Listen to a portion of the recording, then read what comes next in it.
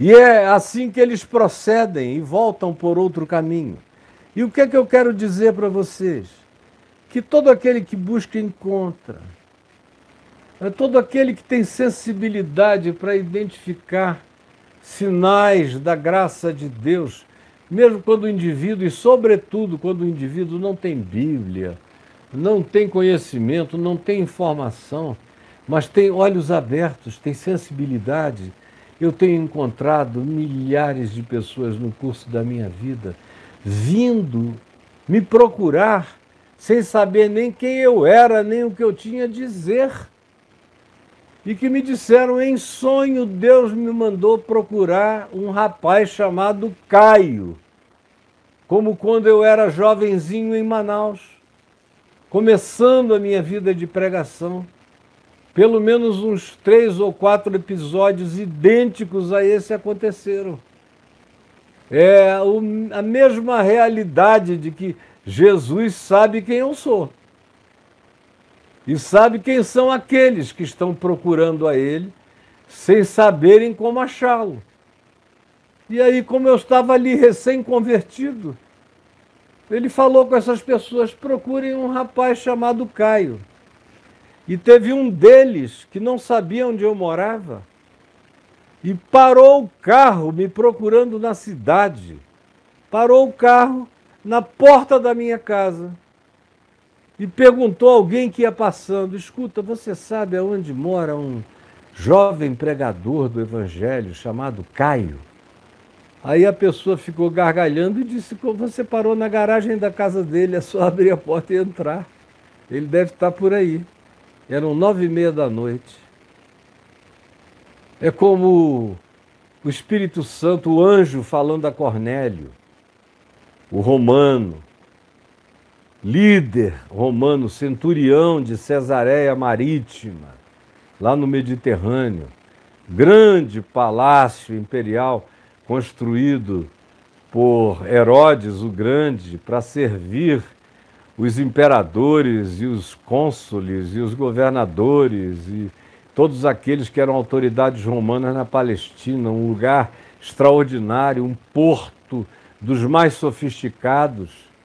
E esse homem tem uma visão de um anjo que diz, procura um homem chamado Pedro, que está aqui à beira-mar.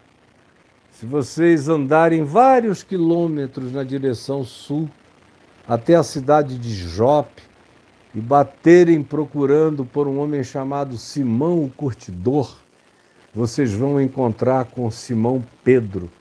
Chamem-no, porque eu estou preparando a ele para vir, porque senão ele não viria de tão preconceituoso que era. E aí Pedro foi, apesar do preconceito, porque Deus o levou para dizer as palavras, as informações para um homem que já tinha tudo dentro de si, que estava ali do lado, só precisava de uma informação final para fechar, para concluir algo. E era só porque ele estava perto da geografia dessa possibilidade.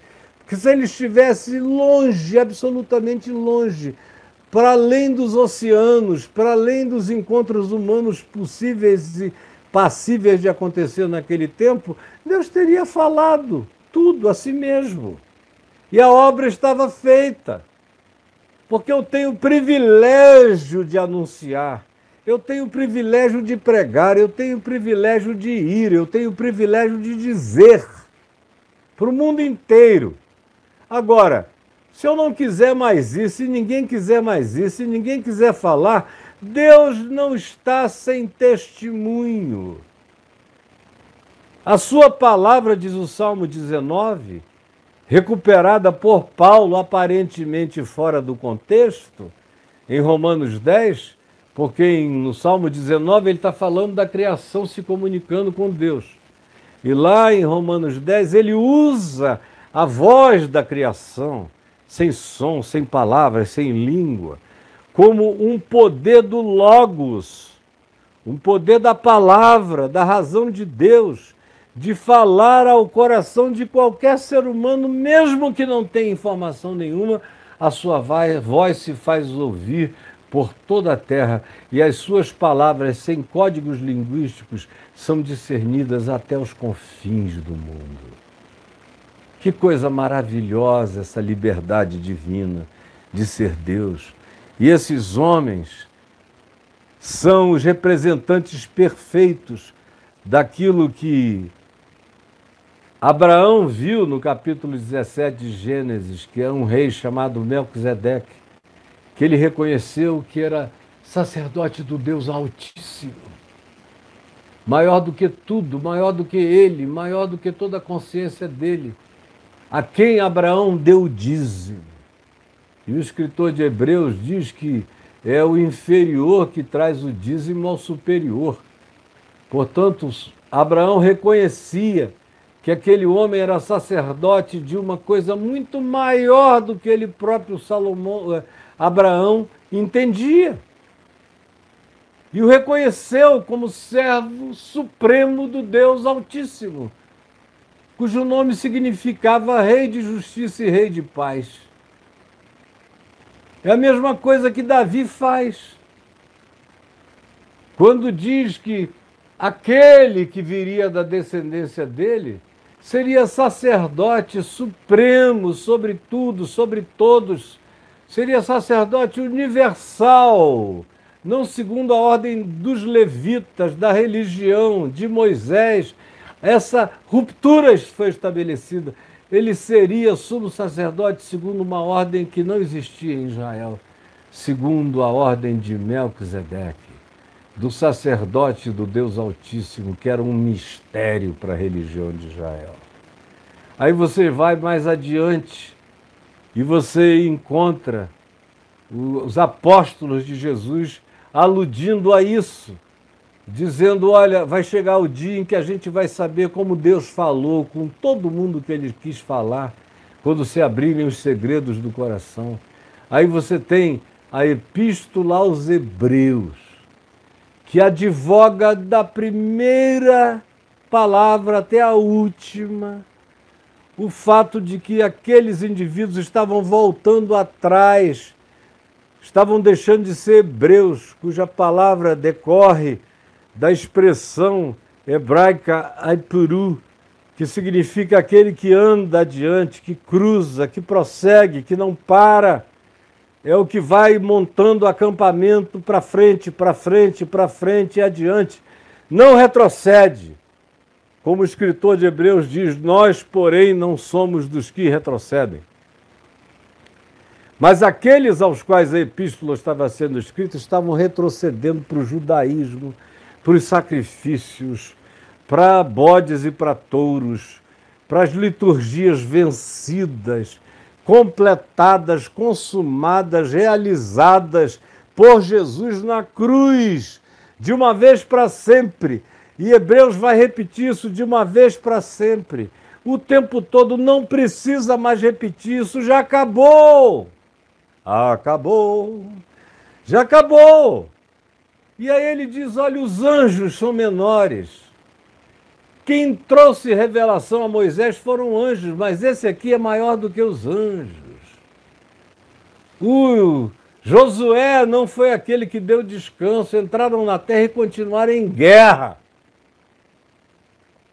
Nem tampouco foi Davi, nem tampouco foi qualquer um dos que vieram antes, nenhum deles lhes trouxe nenhuma revelação que não indicasse adiante. Moisés disse, vem aquele que é maior do que eu, que vos ensinará todas as coisas. Seguia ele. Aí ele vem. Mas são os magos do Oriente os que primeiro percebem. Porque o pessoal aqui da casa, da congregação, da igreja, do culto, da reunião, fica tão presunçoso de revelação que não enxergam nada. Quanto mais presunção religiosa, mais cegueira espiritual. Quanto mais presunção religiosa, quanto mais presunção de saber teológico, quanto mais presunção de pertencimento ao povo de Deus, mais cegueira, mais dessensibilização, mais estupidificação dos sentidos em relação à verdade de Deus. Sempre foi assim. Sempre será assim. E a conclusão é essa.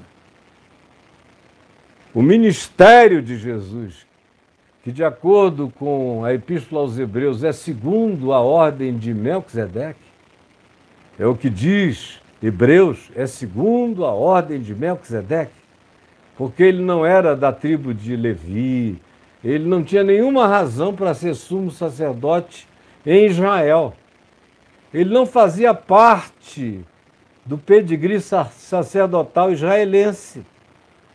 Com ele quebrava-se o sacerdócio.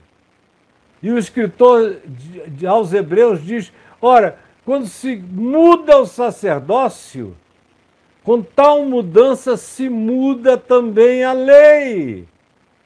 É por isso que Jesus morreu. É o escritor de Hebreus que diz, morreu para mudar as leis e mudar o sacerdócio. O nosso altar agora não está dentro de nenhuma muralha, de nenhum templo. A muralha ficou para trás e nós somos convidados a ministrarmos num altar que fica fora das muralhas, fora do templo, fora da cidade pseudo-santificada de Jerusalém. Leia em Hebreus no capítulo 13. Nosso altar é no mundo, levando o vitupério de Jesus, carregando a mensagem de Jesus, seguindo por um outro caminho, indo para terras distantes, levando a palavra que agora nos foi revelada, sem que tivéssemos feito nenhum esforço, ela simplesmente apareceu e com ela a luz que desvendou o mistério. Por isso Jesus disse a Pedro, por isso Jesus diz a você, a mim, e diz coisas. Mas foi o meu Pai que está nos céus. Meu Pai que está nos céus. Senhor Jesus, que essa palavra de hoje tenha acrescentado ao que eu disse ontem, mais alguma coisa que se fixe, que transfixe o coração de cada um com a espada do Espírito, que é a palavra de Deus, e nos traga a revelação da verdade. Abra essa nossa mente blindada, nosso coração empedernido, e nos sensibilize para a voz do Espírito Santo e para o Evangelho dessa graça, tão desprezado nesses dias, tão profanado, tão descrido, tão objeto de muxoxos, de gente zangada, porque eles estão assolados por mestres, de acordo com os seus caprichos, desejos e cobiças. E quando eles ouvem o Evangelho, isso lhes dá coceira nos ouvidos. Sabem que é a verdade que está sendo dita, mas não querem se comprometer com ela. Por favor, quebra esses corações, arromba essa muralha. E que a tua revelação chegue a todo aquele que tiver um mínimo de boa vontade. É o que eu te peço, em nome de Jesus. Amém e amém.